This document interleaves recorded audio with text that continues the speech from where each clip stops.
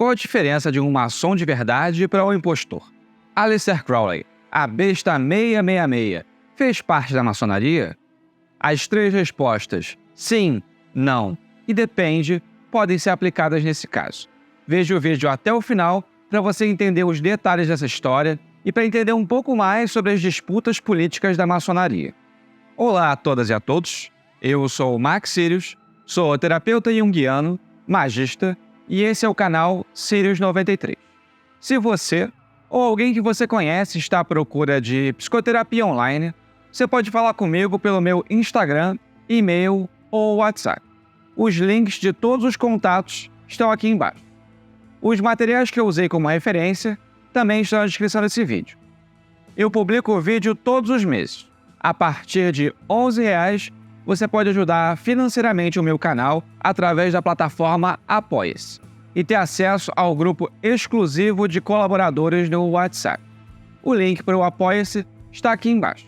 Você também pode me ajudar curtindo o vídeo, compartilhando, comentando o que você achou e se inscrevendo no canal.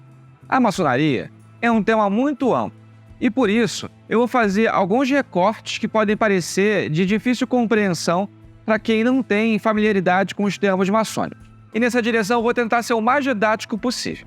Como eu sei que os maçons têm a tendência a serem meio cri-cri e às vezes não entenderem muito bem o que difere uma fonte de informação confiável de um blog opinativo, eu vou começar explicando que a maior parte dessas informações desse vídeo eu tirei de um artigo intitulado Aleister Crowley, Freemason, escrito por Martin P. Starr. Martin Starr é formado pela Universidade de Chicago em Língua e Literatura Clássicas, especificamente grego e latim, e tem especialização em História da Ciência, com ênfase particular em História da Ciência Oculta. Ele também é o editor da Titan Press e pesquisador há 40 anos. Quando jovem, ele conheceu e trabalhou com o brasileiro Marcelo Ramos Mota. Além disso, ele é maçom regular. A primeira aparição desse artigo dele foi na Ars Quator Coronatorum 108 de 1995. Mas eu não li esse artigo na Quator Coronatorum. Eu li no livro Aleister Crowley and Western Esotericism, que é uma coletânea de artigos acadêmicos organizado por Martin Starr e Henrik Bogdan. Henrik Bogdan é professor de estudos religiosos com foco na história das religiões na Universidade de Gothenburg, na Suécia. Bogdan é membro do Conselho do Departamento e atua como coordenador de educação de pós-graduação para estudos religiosos. O livro também conta com um prefácio escrito por Walter Hanegraaff, que é o maior acadêmico de estudo do esoterismo ocidental vivo. Dito isso, para contexto desse vídeo, eu vou chamar de maçonaria a fraternidade que se consolida entre 1720 e 1730, no Reino Unido, e dessa consolidação se espalha pela Europa continental, Américas e o resto do mundo. Antes dessas datas, haviam grupos que se reconheciam como maçonaria, e antes desses grupos, existem origens míticas, sem qualquer base documental, que remontam a maçonaria aos templários, aos judeus construtores do Templo de Salomão, aos egípcios da Antiguidade e até mesmo a Adão e Eva. Desde essa consolidação, no século XVIII, a maçonaria passou por diversos rachas e disputas políticas. Entre elas, a separação e posterior reunificação entre o grupo de antigos e modernos. Eu recomendo o vídeo do Felipe Corte Real sobre o tema e o link está aqui embaixo. Crowley, em Confessions of Aleister Crowley, tem uma definição surpreendentemente lúcida sobre a maçonaria em seu sentido mais amplo. Propôs definir a maçonaria como um sistema de comunicação de verdade, religiosa, filosófica, mágica e mística, e indicar os meios adequados de desenvolver as faculdades humanas por meio de uma linguagem peculiar, cujo alfabeto é o simbolismo do ritual, a irmandade universal e os grandes princípios morais, independente de preconceitos pessoais, raciais, climáticos e outros. Naturalmente, formaram um pano de fundo que garantiria a segurança individual e a estabilidade social para todos. Uma das principais divisões da maçonaria no século XIX é entre a maçonaria conservadora, auto-intitulada Maçonaria Regular, que tem como expoente centralizador a Grande Loja Unida da Inglaterra, e a Maçonaria Continental, ou auto-intitulada liberal, que tem como um dos principais expoentes o Grande Oriente da França. Esses são os ramos mais conhecidos e com maior presença no mundo. Mas para além desses, ao longo dos séculos, muitas pessoas se auto-intitulavam líderes de suas próprias vertentes e correntes maçônicas. Mesmo hoje em dia, para uma pessoa leiga, é difícil distinguir que grupos representam a continuidade de uma tradição, sejam eles frutos de rachas políticos ou autorizados, dos grupos que são basicamente estelionatários e golpistas. No ano de 1900, no México, Crowley teve contato com um homem chamado Dom Jesus de Medina Sidônia. Medina se intitulava chefe do Supremo Grande Conselho do Grau 33, fundado pelo Duque de Medina e Sidônia, comandante da Armada Espanhola. Crowley não fazia ideia de como que as legitimidades e políticas maçônicas funcionavam. Medina, na verdade, havia se separado do Supremo Conselho do México Grau 33, ligado ao Supremo Conselho do Rito Escocês, jurisdição norte dos Estados Unidos. Nas palavras do estudioso maçônico John Hamill, o trabalho de Medina era um corpo minúsculo e irregular. Nas palavras de Crowley, que não entendia sobre como funcionava a política, reconhecimento e regularidade maçônicas, ele disse: "Meu conhecimento cabalístico já era profundo pelos padrões atuais, e ele me considerou digno da mais alta iniciação em seu poder. Poderes especiais foram obtidos em vista da minha curta estadia, e foi rapidamente promovido e admitido ao 33º e último grau antes de deixar o país." Em contrapartida, Crowley funda uma ordem chamada Lâmpada da Luz Invisível, com Medina Sidônia como seu primeiro sumo sacerdote. Uma espécie de troca de patentes e reconhecimentos entre Crowley e Medina.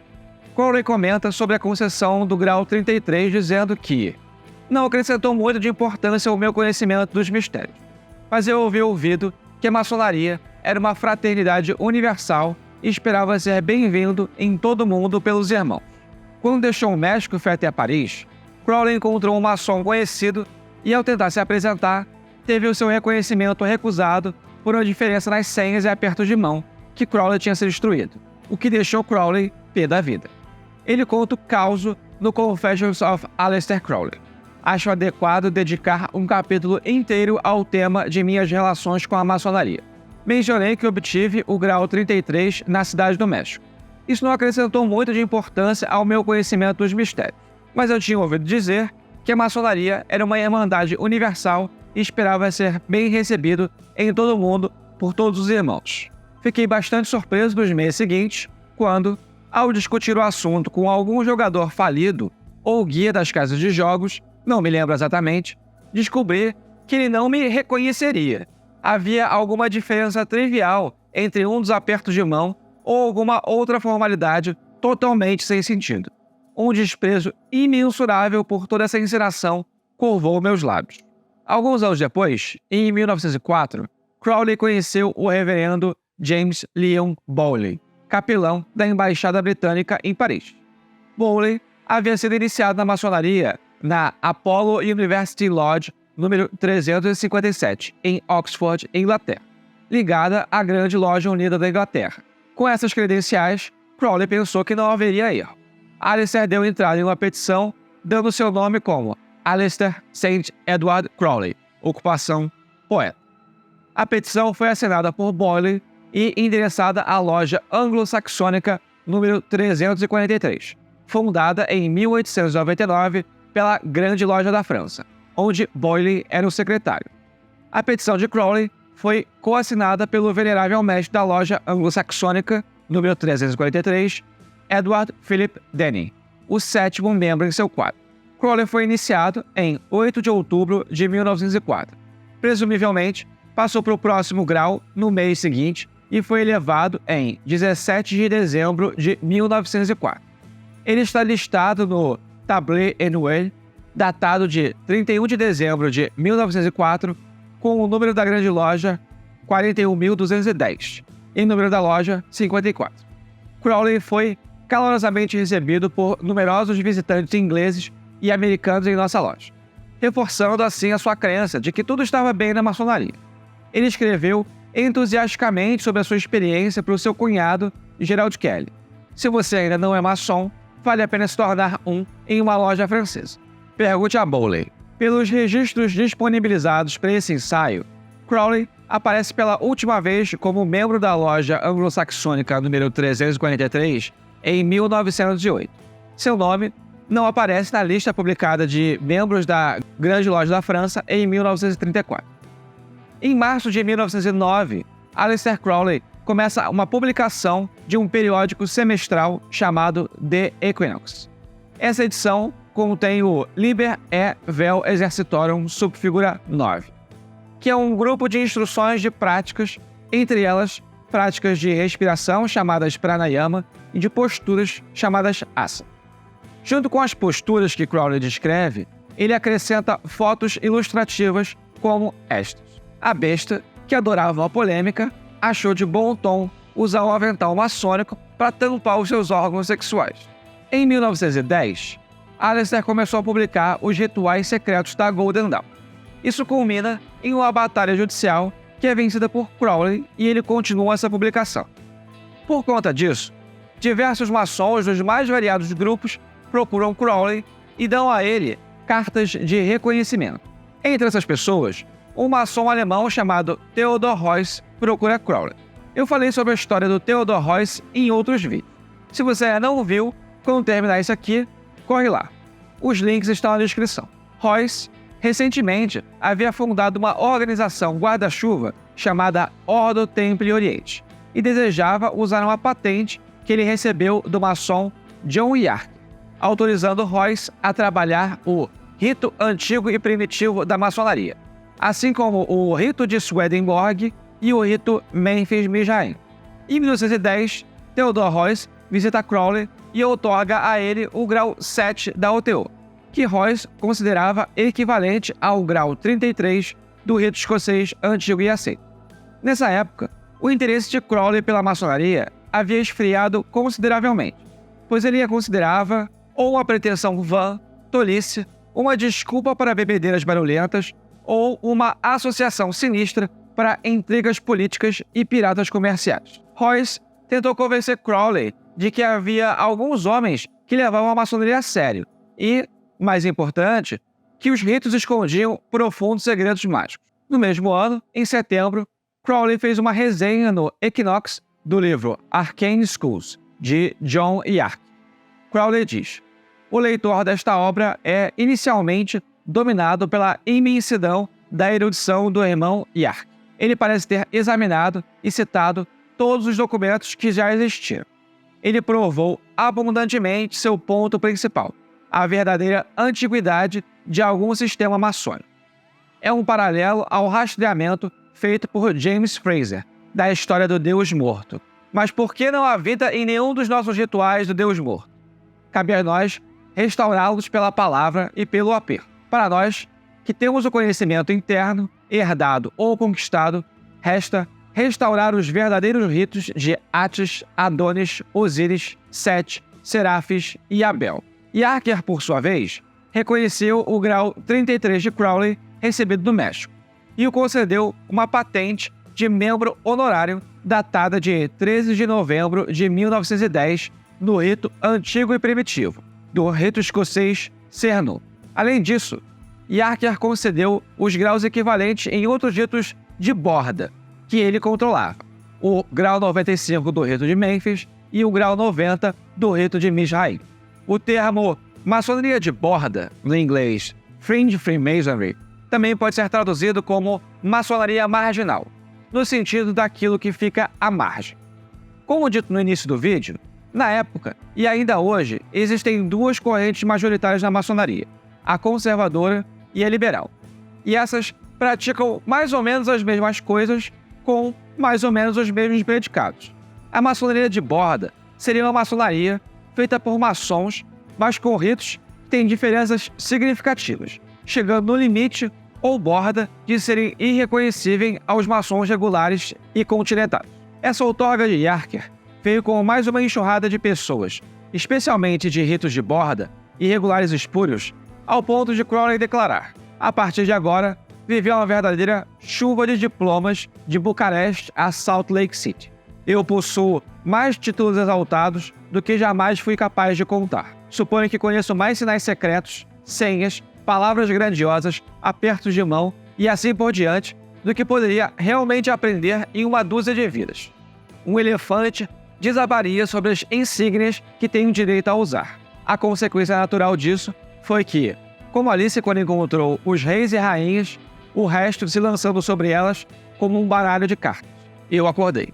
E em 1912, Theodore Royce visitou novamente Crowley, dizendo que Crowley, até então grau 7 da OTO, havia publicado em um dos seus livros o segredo central da OTO, reservado àqueles pertencentes ao grau 9. Eu também explico melhor essa história nos vídeos sobre Theodore Royce. Para encurtar, depois de conversar com Crowley, Royce inicia Aleister Crowley e Leila Waddell no grau 9 da OTO.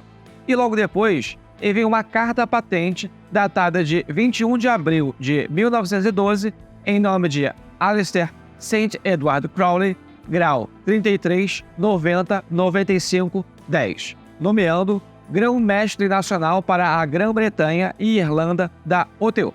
Em 7 de agosto, Yarker deu a Crowley uma dispensa adicional datada de 7 de agosto de 1912 para tomar precedência sobre todas as autoridades previamente constituídas com poder especial para reviver o adormecido Monte de Sinai e Rosa de Sharon, 2 capítulos de Londres do rito antigo e primitivo. Crowley visitou em 19 de agosto de 1912 W. J. Songust, secretário da loja Quatro Coronados. Não está claro em sua carta datilografada em papel timbrado com o endereço de retorno de 52 Great Queen Street se o encontro ocorreu no escritório da Quatro Coronados ou em outro lugar. O significativo é que Songust tenha achado prudente dar aviso prévio e oportuno a William Wynne Westcott. Você ficaria interessado em saber que recebi uma visita ontem de Aleister MacArthur Crowley. Ele apresentou um certificado mostrando que é membro da loja anglo-saxônica, autorizada em Paris pela Grande Loja da França. Ele deseja se juntar a uma loja inglesa, mas eu lhe disse claramente que, no que me concerne, recusaria sua admissão em qualquer loja inglesa com a qual eu esteja conectado. Recomendei que ele procurasse o grande secretário para obter informações oficiais, e ele prometeu fazê-lo. Mas, quando passei lá mais tarde, no mesmo dia, descobri que ele já havia feito consultas no início da semana e que as informações fornecidas coincidiam exatamente com as minhas.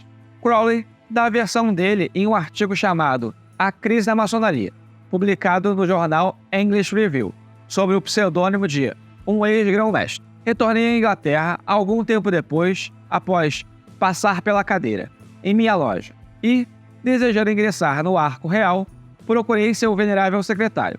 Apresentei minhas credenciais. Ó tu, grande arquiteto do universo, o velho homem gritou em fúria. Por que tu não fulminas esse impostor insolente com o teu fogo do céu? Senhor, vá embora, você não é um maçom de verdade.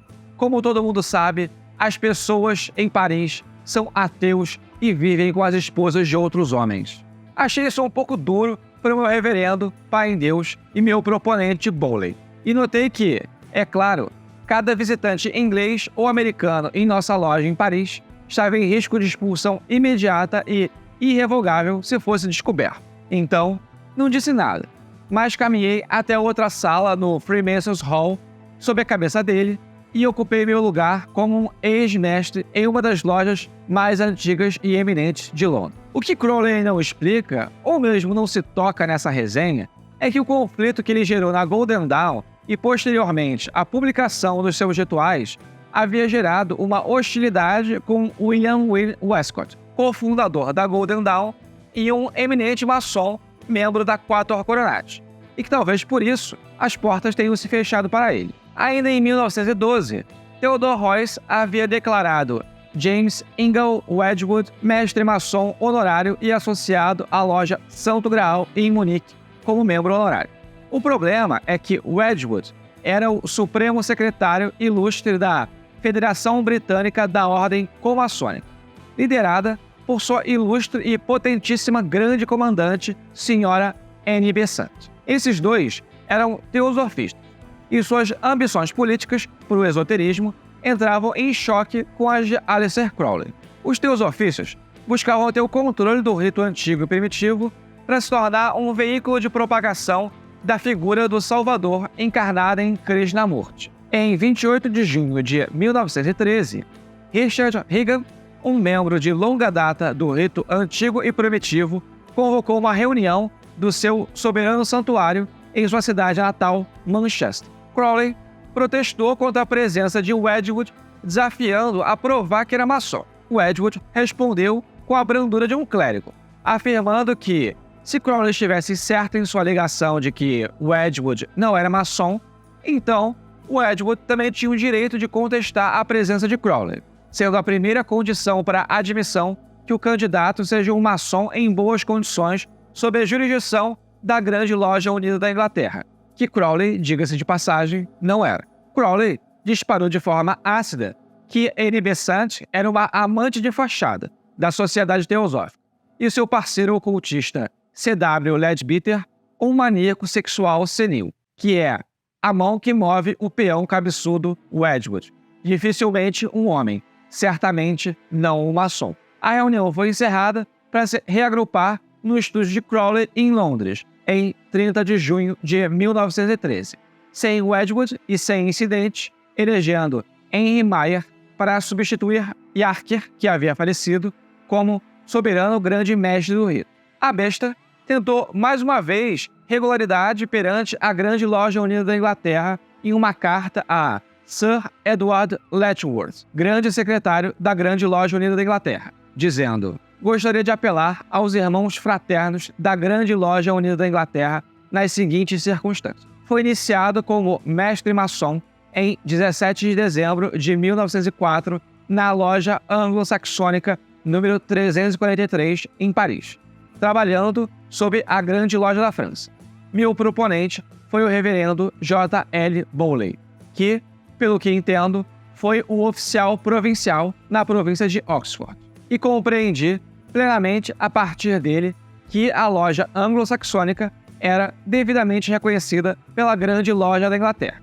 E, de fato, vários maçons ingleses admitidos frequentaram a loja, enquanto, por outro lado, sempre foi recebido com a maior acolhida fraterna em muitas lojas, tanto na Inglaterra quanto na Índia. E nenhuma questão foi levantada quanto ao meu status, exceto no capítulo do Real Arco no Freemasons Hall.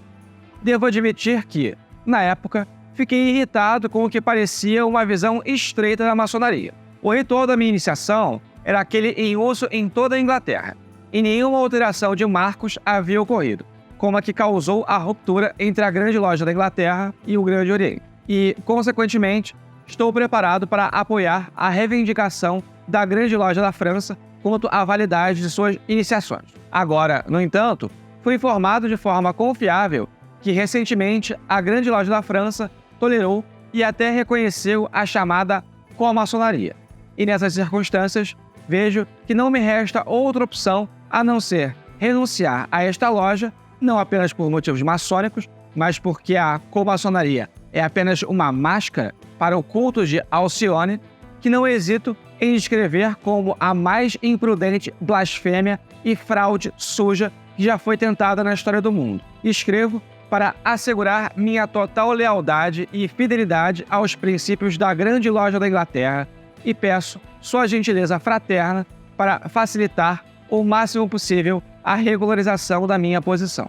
Na mesma data da sua carta para Sir Edward, Crowley escreveu para Edward Philip Denny, da Loja Anglo-Saxônica número 343, perguntando se a loja poderia se separar da Grande Loja da França diante de sua tolerância com a comaçonaria e buscar reconhecimento da Grande Loja Unida da Inglaterra. A resposta de Denny, se houve uma, não sobreviveu nos papéis de Crowley.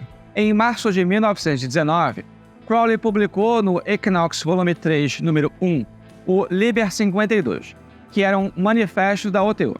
Nas palavras de Crowley, o Liber 52 foi difícil de compor, mas eu estava tão farto das pilhas de patentes que as pessoas me enviavam de todas as partes do mundo que isso era claramente impraticável.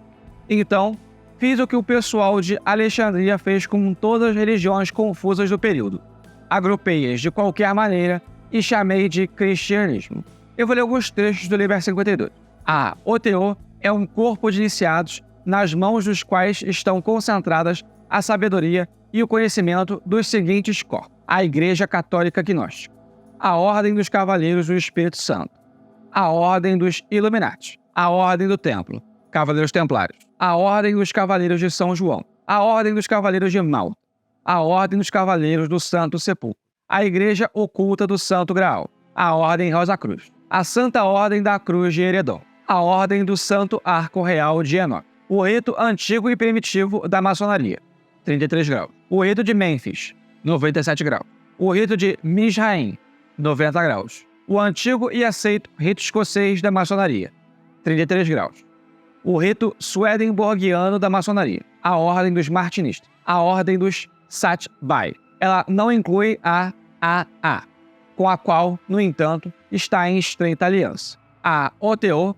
embora uma academia maçônica, não é um corpo maçônico no que diz respeito aos graus de ofício, no sentido de que essa expressão é geralmente compreendida na Inglaterra e, portanto, de forma alguma conflita ou infringe os justos privilégios da Grande Loja Unida da Inglaterra. Nesse mesmo ano, Crowley estava nos Estados Unidos e, com a ajuda do seu discípulo Charles Stanfield Jones, também conhecido como Frater Achad, ele conseguiu contato com maçons em Detroit, ligados ao Supremo Conselho do Grau 33 do rito escocês antigo e aceito.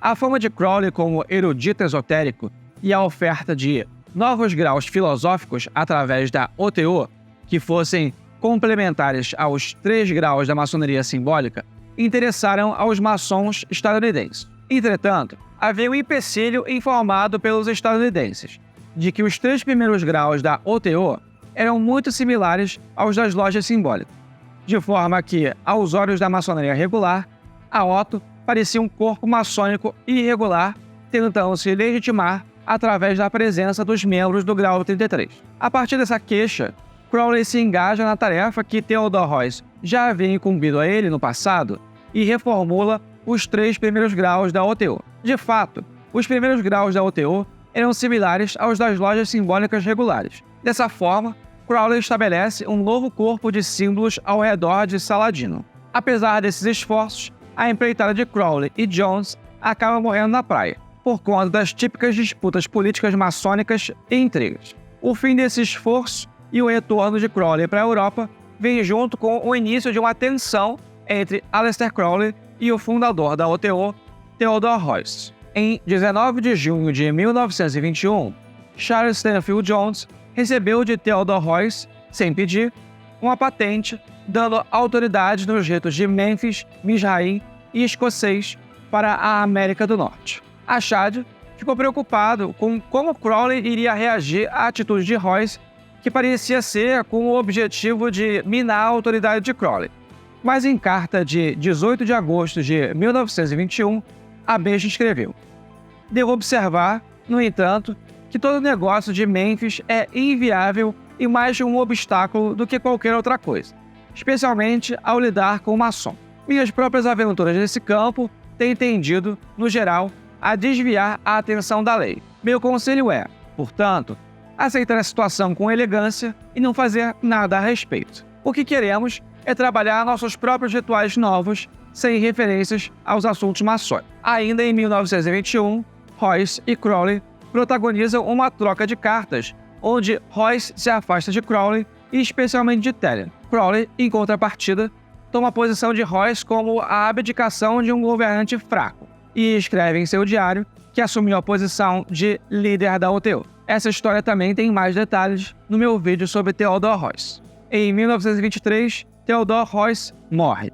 E em 1925, durante uma reunião com alguns membros da OTO, chamada Conferência de Veda, Crowley consolida sua posição como cabeça externa da Ordem do Templo Oriente, também consolidando assim a sua liderança no rito de Mênfis Mizraim. Daí em diante, Crowley prossegue com seu trabalho e a OTO vai cada vez mais se afastando da maçonaria, ao ponto de, hoje, não haver mais equivalência de graus entre a OTO e a maçonaria. Antes de terminar, é importante mencionar uma coisa. Para aqueles que buscam o critério mais amplo e aberto de maçonaria, talvez o encontro de Crowley com Dom Jesus de Medina no México seja o suficiente para considerá-lo maçom. Aqueles que têm um crivo mediano estariam satisfeitos em apontar que, por conta da iniciação de Aleister na loja anglo-saxônica 343, ligada à Grande Loja da França, bem como sua elevação e exaltação, que constam nos documentos de loja, isso o tornaria um maçom, mas sem a regularidade de ter sido iniciado em um corpo que tem um reconhecimento da Grande Loja Unida da Inglaterra. Há aqueles que acreditam que um maçom de verdade é só aquele iniciado em uma loja com a legitimidade da Grande Loja Unida da Inglaterra. Mas para a escória da humanidade, a regularidade não faz diferença. No dia 2 de fevereiro de 1935, o alemão Karl Germer, que viria a ser o herdeiro espiritual de Crowley, tanto na OTO quanto na Astron Argentum, foi preso pelos oficiais da Gestapo, a polícia secreta nazista. Germer passou quase dias na cela com outros detentos. Em 11 de fevereiro, ele foi interrogado por 5 horas, novamente sem acusações específicas.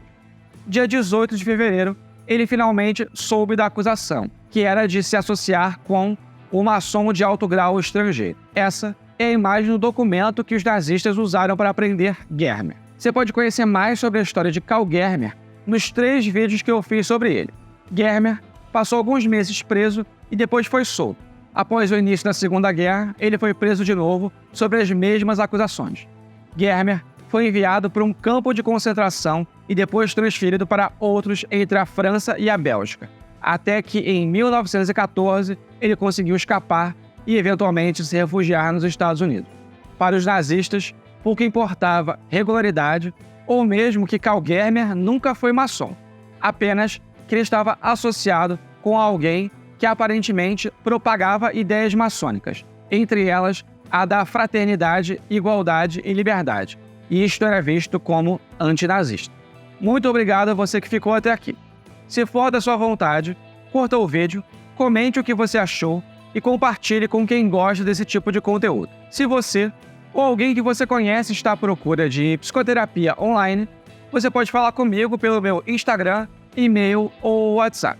Os links de todos os contatos estão aqui embaixo. Eu publico vídeos todos os meses. A partir de R$ 11,00, você pode ajudar financeiramente o meu canal através da plataforma Apoia-se e ter acesso ao grupo exclusivo de colaboradores no WhatsApp. O link para o Apoia-se está aqui na descrição. Além disso, eu também faço parte dos projetos do Calem, em especial do podcast Foco de Pestilência. Não se esqueça de se inscrever para receber notificações. Mais uma vez, obrigado a você que ficou até aqui e 93.